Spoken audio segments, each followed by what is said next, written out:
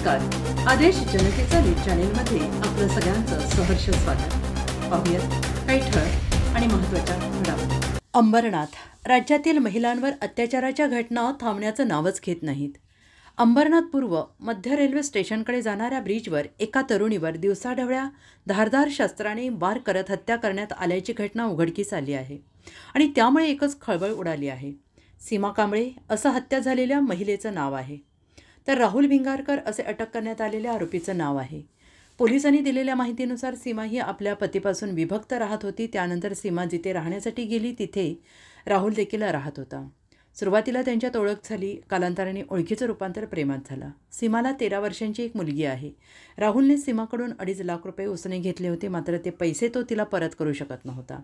त्यानंतर तिने माझ्याशी लग्न कर किंवा माझे पैसे परत कर असा तगादा लावला होता. तसेच लग्न केलं नाही तर बलात्काराची केस करण्याची धमकी तिने राहुलला दिली होती.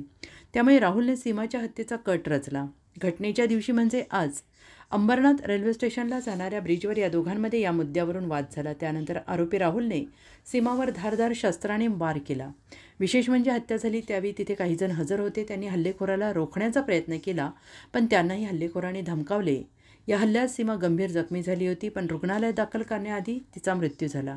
आणि या घटनेची माहिती मिळताच शिवाजीनगर पोलिसांनी घटनास्थळी धाव घेऊन पंचनामा केला. तसेच आरोपी विरोधात हत्येचा गुन्हा दाखल करून त्याला बेड्या ठोकल्या आणि या प्रकरणी अधिक तपास करत आहेत पोलीस. मात्र या घटनेनं परिसरात एकच खळबळ उडाली आहे. अशाच नवनवीन बातम्यांसाठी पाहत रहा आदेश जनतेचा न्यूज चॅनेल. लाईक करा, कमेंट करा. कमेंटद्वारे आपली मतं आमच्यापर्यंत पोहोचवा. सबस्क्राईब करा.